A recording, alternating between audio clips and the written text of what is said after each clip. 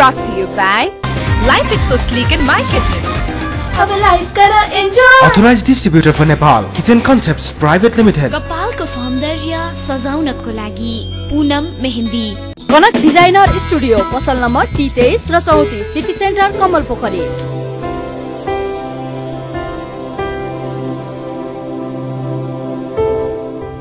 Himalaya television देख रहे सभी दर्शकों में मैं दयाराम अग्रवाल को प्यार भरियो नमस्कार। मारवाड़ी गीत संगीत, रहन सहन, खाणो पीणो, रीति रिवाज, समाज के लोगों से बातचीत को यो कार्यक्रम अपनो नेपाल अपनो गौरव में आप सबको अभिवादन। आज का अतिथि से बातचीत। आज का अतिथि से बातचीत शुरू करने से पहले आओ थोड़ो बहुत उना के बारे में जाना। अपने समाज में अनेक अइया का लोग हैं जिन्हा के लिए समाज सेवा ही जीवन को मूल मंत्र है। इना में एक नाम श्री विश्वनाथ शाह जी को है। शून्य से उपलब्धि का शिखर तक पहुँचने वाला श्री शाह जी बीरगंज का एक प्रतिष्ठित व्यक्तित्व एवं उद्योगपति है। बोला बरसा से सामाजिक सेवा में लागेड़ा विश्वनाथ जी के अनुसार आपा ने सामाजिक सेवा निस्वार्थ भाव से करनी चाहिए। आपा काम के साथ नाम की इच्छा करा तो मनुष्य में अहम आ जावे है। इसलिए इना को कहनो है सेवा करो और भूल जाओ। विक्रम संवत 2065 साल में इना के द्वारा समर्पण नामक सेवा संस्था की स्थापना करी गई। यह संस्था अनेक प्रकार के सामाजिक सेवा कार्य में लाग रखी है।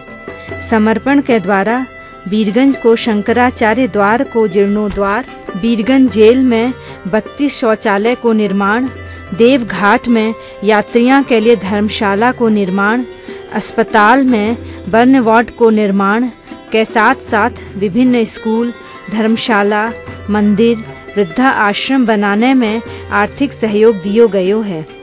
श्री शाह जी समाज के उत्थान में शिक्षा का महत्व न समझते हुए बीरगंज में यूनिवर्सिटी की स्थापना करने के प्रयास में लाग रखा है। 80 वर्ष की उम्र में भी श्री विश्वनाथ जी पूरी ऊर्जा एवं उत्साह के साथ सामाजिक सेवामूलक एवं जनहित कार्य में संलग्न है।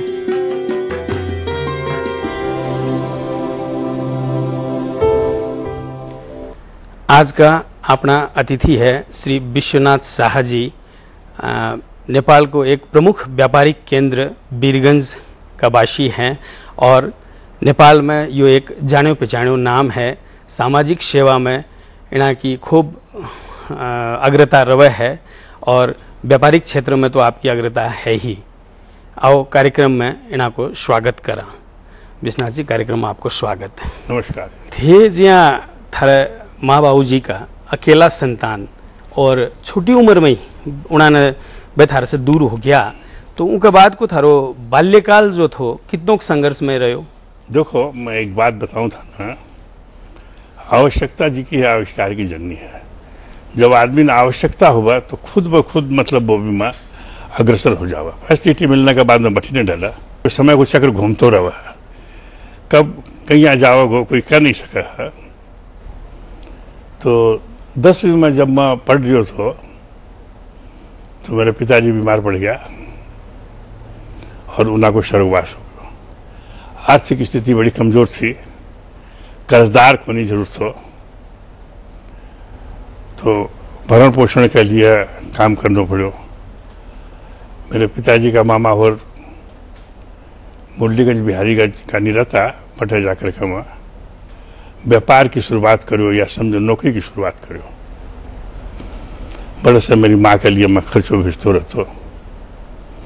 दैव संजोग मैं भी बीमार पड़ गया और बी अवस्था में बनारस आयो। मेरी उम्र 20 वर्ष की हुई होगी या 20 वर्ष नागे होगो। 10वीं की परीक्षा भी टाइम में मैट्रिक 10 में निकला था। परीक्षा में पूरी को नहीं दे सको, थोड़ा बीच में छोड़ देनी पड़ी और बनारस में मेरो इलाज चली रही तो कि मेरी माता जी को देहांत डिहाइड्रेशन से हो गया।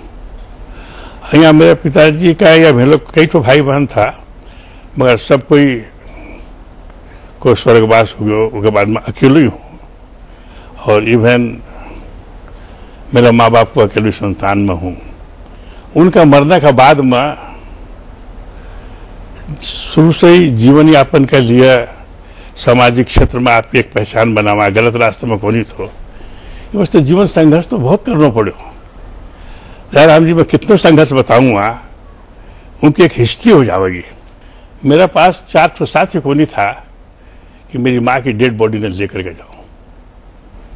निरुपाय होकर कर रिक्शा में रख कर राजघाट पर ले जाकर के नाव में ले जाकर मनकनका घाट ले गो। मेरे एक दोस्त तो वो स्वागत हो मेरा, और बी अवस्था में जाकर के मैं उनको क्रियाक्रम करो।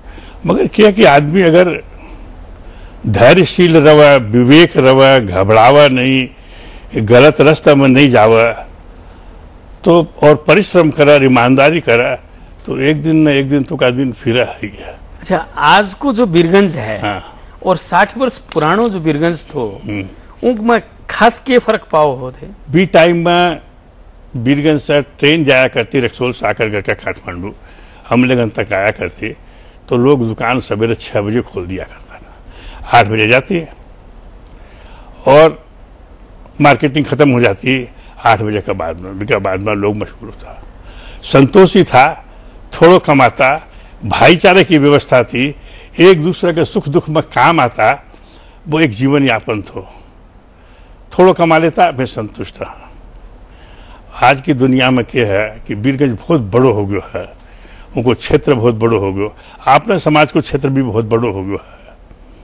आज अगर कोई का दुख सुख हुआ है तो कोई मतलब को नहीं रखा। आज यह देखा है कि विश्वनाथ जी पर पड़ी है तो विश्वनाथ जी भोगेगा, आपने क्या मतलब है। दूसरे शब्द में कहूँ मैं कि स्वार्थ ही ज्यादा हो गया। बी टाइम में अपनत्व की भावना थी, एक पंचायती व्यवस्था थी, गांव का 5 आदमी ने लोग मान लिया करता, कोई तरह को विवाद हो तो बस हटा लिया। आज कोई की कोई नहीं धरा हुआ, न पंचायती को महत्व है, न व्यवहार को महत्व है। आज के टाइम में लोभ, लालच और एक ही भावना की आप कहीं पैसा कमावा, फर्क तो फंडामेंटल है ही है। मेरी दृष्टि से देखो तो ये फर्क लगा मना। अच्छा, शिक्षा के क्षेत्र में थे बहुत कुछ करना चाहो हो, या प्रेरणा था न कहीं मिली? मेरी बचपन से यह एक धारणा है कि जब तक ला आदमी शिक्षित नहीं होगा वो आगे नहीं बढ़ोगे, कि स्वफूर्त भी यह भावना मेरा मन में हमेशा ही रही कि जब तक ला आदमी शिक्षित नहीं होगा वो है ना, उन्हें आगे को रास्ता को नहीं मिला। शिक्षा जो है एक दिव्य दृष्टि है व्यक्ति की। आदमी में गुण तो है ही है, उसके अंदर 4 चांद लाग जावा है। मैं तो क्या कहूँ, शिक्षित होकर के अगर किसान भी शिक्षित होगा तो वो अच्छी खेती करेगा, चाहे वो व्यवसाय करे चाहे कोई चीज में भी करे। बगैर शिक्षा को आपने उन्नति हो को नहीं सका, आप आगे सोच को नहीं सका। यह भावना मेरी बड़ी बचपन से ही रही है और आज भी है। तो वह कैंपस जो आप खोलने की जो विश्वविद्यालय की प्रयास है वो अभी कहाँ तक पहुंची है? वह चीज करीब सारी बहुभादा से पार कर अभी संसद में गएड़ो है, प्रिजन में गएड़ो है, सिर्फ बिना विधानसभा में पेश कर और उन्हें पास करना है, इतनी बात बाकी। अच्छा, या अगर विश्वविद्यालय जो है अगर यह शुरू हो जावा है तो अपनी जो मारवाड़ी भाषा है यो भी एक पढ़ने को विषय हो सका है क्यों? मैं सवाल क्या है कि मेरी तो इच्छा है कि होना चाहिए। अब एक छोटो सो ब्रेक लेवा हाँ, ब्रेक के बाद फिर बातचीत में आगे बढ़ावा। दर्शक वृंद, एक छोटो सो ब्रेक ले रहा हाँ, देखता रहियो हिमालय टेलीविजन। यो हप्ताको दर्शक प्रश्न, अन्तर्राष्ट्रिय ओलम्पिक गेम्सको सुरुवात कुन देशबाट भएको हो? Option A Greece, option B चीन, option C America, option D बेलायत। दिएका अप्सनहरू मध्ये एएन टाइप गरी स्पेस दिनुहोस् र एबीसीडी मध्ये कुनै एक टाइप गरी 4004 मा एसएमएस गर्नुहोस् र विजेता भई पाउनुहोस् इलेक्ट्रोनको आकर्षक उपहार। प्रत्येक हप्ता 5 जनालाई ब्रिटानियाको तर्फबाट गिफ्ट ह्याम्पर, कनक डिजाइनर स्टुडियोका तर्फबाट 10 जनालाई डिस्काउन्ट कुपन र प्रत्येक महिना सुन जस्तै देखिने गहना 1 जनालाई, साथै कलर्स मोबाइल 1 थान 1 जनालाई। विजेताको नाम आउँदो शनिबार बिहान 10:30 बजे आफ्नो नेपाल आफ्नो गौरवमा घोषणा गरिनेछ। Brought to you by Life is so sleek in my kitchen. अब लाइफ कर enjoy. Authorized distributor for Nepal, Kitchen Concepts Private Limited. कपालको सौन्दर्य सजाउनको लागि पूनम मेहन्दी।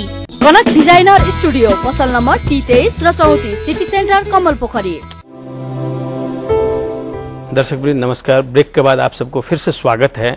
अभी आप बातचीत कर रहा था बीरगंज का एक प्रतिष्ठित व्यक्तित्व श्री विश्वनाथ शाह जी से और बातचीत ने फिर आगे बढ़ावा जो आप करया हो थोड़ा बहुत माने बताओ नहीं कि आपने बीरगंज में जो आप सहयोग देखो शिक्षा के क्षेत्र में छोटी मोटो काम तो कई चुके हैं। ज्यादा स्कूल में कोई बेंच बनवा देनो कोई छत बनवा देनी अँ स्कूल मेरी पर्सनल स्कूल बनवाड़ी है 2 है 12 जिला में। एक लक्ष्मीपुर स्कूल है इको पूरा भवनी में बनवायो हूँ। इको हरदिया एक जगह है बट अभी भवन बनवायो हूँ। थोड़ा सा काम लास्ट टाइम में बाकी है। और अन्य स्कूल में भी कोई में पंखा दे देना कोई में पानी मतलब ठंडो पानी को लगवा देनो ये मतलब क्षेत्र है। और खास कर यूनिवर्सिटी के प्रति मेरी बड़ी अच्छी भावना है कि जब तक तराई क्षेत्र में यूनिवर्सिटी नहीं होगा तब तक बड़ा डेवलपमेंट हो को नहीं सका विकास हो को नहीं सका। काठमांडू को लड़को बीरगंज को लड़को या तराई को लड़को काठमांडू में आकर का पढ़ा इको खर्च इको मैंने रहन सहन एफोर्ड को नहीं कर सका। ये वजह से अगर तराई क्षेत्र के अंदर में यूनिवर्सिटी बन जावा है और बड़ा पढ़ाई हुआ है तो इससे तराई की उन्नति होगी। तराई की उन्नति होने से देश की उन्नति होगी देश समृद्ध होगा। यह बात आपने सोचनी चाहिए। अपनी जो मारवाड़ी भाषा और अपनी जो संस्कृति है धीरे धीरे लोप हो रही है इन्हें बचाने के लिए क्या करना चाहिए थाने क्या लगा है? इसके लिए आपस में अभियान करना चाहिए। आप आपस में मिला तो बातचीत मारवाड़ी में करना चाहिए। कम से कम परिवार में तो करना ही चाहिए।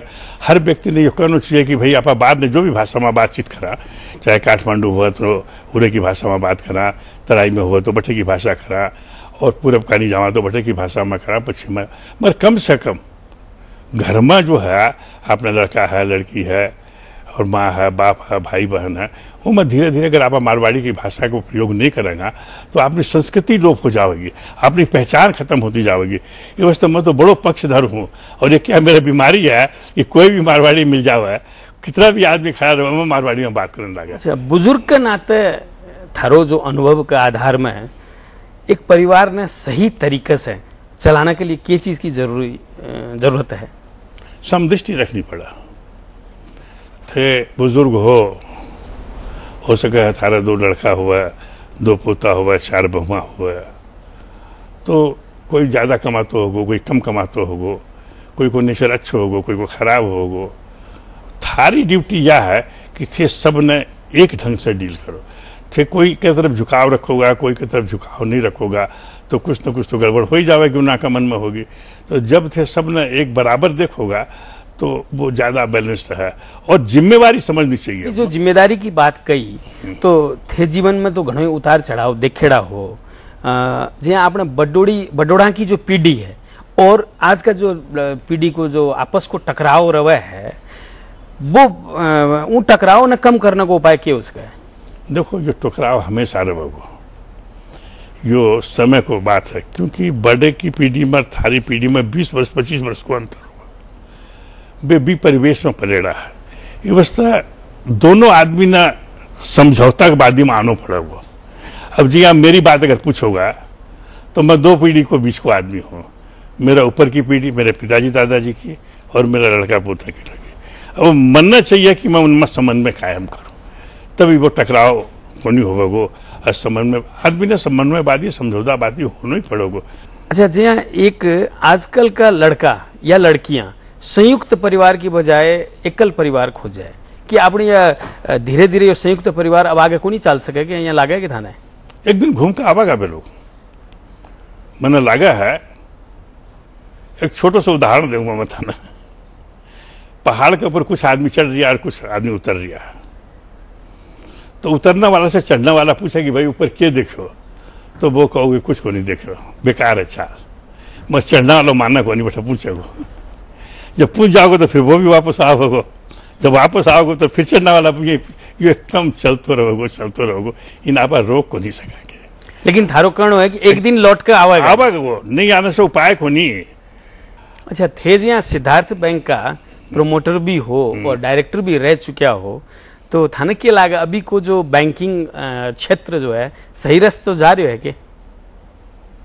जो प्रश्न थे जटिल पूछ दिया मैं सारो दोष सरकार को दो।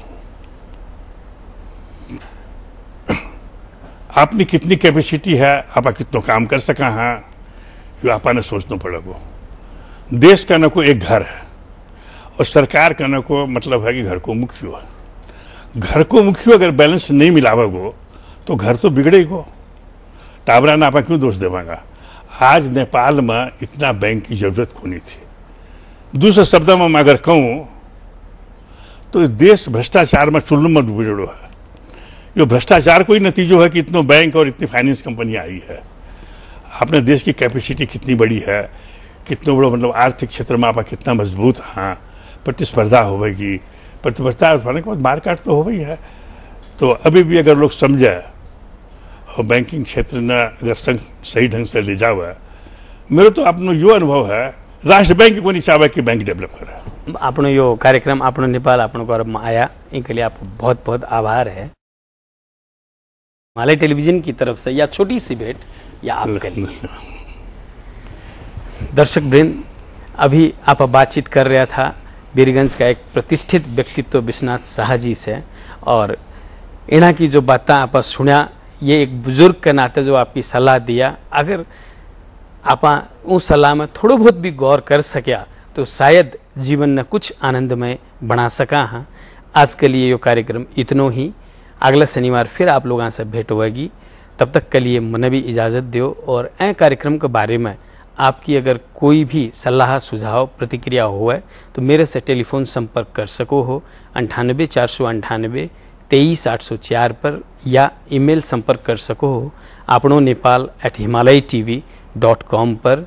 अब मैं लोग फेसबुक का संजाल में भी हाँ उमें अपनो नेपाल अपनो गौरव पेज में जाकर के सारी जानकारी आप लोग ले सको हो, और अपने ई कार्यक्रम का पुराना अगर एपिसोड आप लोग कोई भी देखना चाहो तो YouTube में भी सभी समेटा गया है। नमस्कार। गत हप्ता सोधिएको प्रश्न, ज्येष्ठ 15 गते नेपालमा कुन दिवस मनाइन्छ? अप्सन ए गणतन्त्र दिवस, अप्सन बी लोकतन्त्र दिवस, अप्सन सी बाल दिवस, अप्सन डी मजदुर दिवस। यसको सही उत्तर हो अप्सन ए गणतन्त्र दिवस। दर्शक प्रश्नको भाग्यशाली विजेता भई इलेक्ट्रोनको आकर्षक उपहार जित्न सफल हुनु भएको छ। 9841 39 75 47। कनक्स डिजाइनर डिस्काउन्ट कुपन पाउनुहुने एसएमएस कर्ताहरू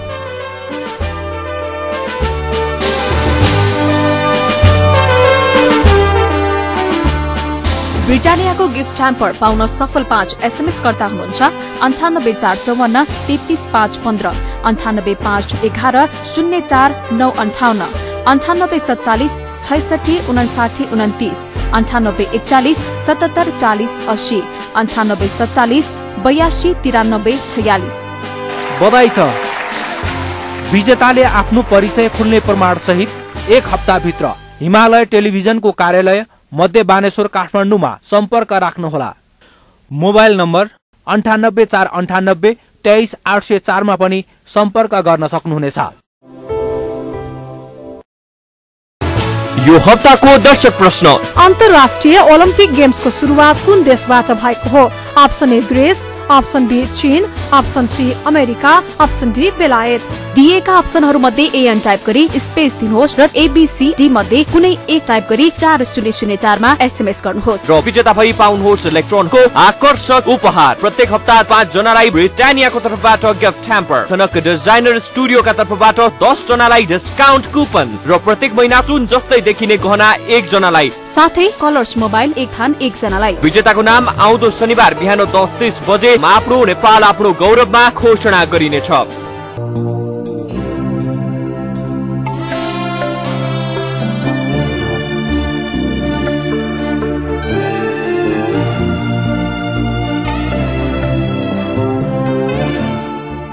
नमस्कार।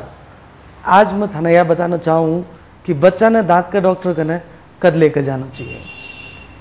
जब बच्चों 1.5-2 साल को हो जावा भी के बाद से ही बच्चा को चेकअप शुरू करा देना चाहिए, और हर 6-6 महीना में बच्चा ने दिखाते रहना चाहिए।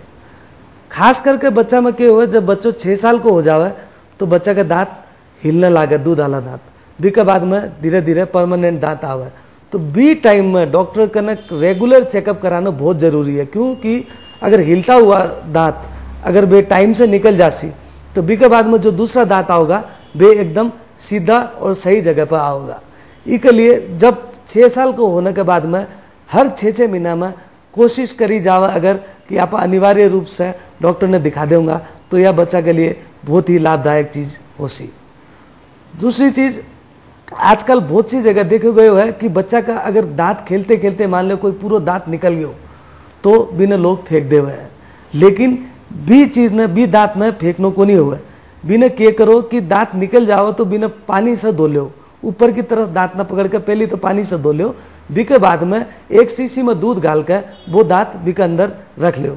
बी के बाद में वो दांत ने लेकर 1-1.5 घंटा के अंदर अंदर अगर थे दांत का डॉक्टर के न चले जा सकोगा तो वो ही दांत बच्चा को वापस लग जासी। इससे बाद में दूसरा दांत लगाने की जरूरत को नहीं पड़े।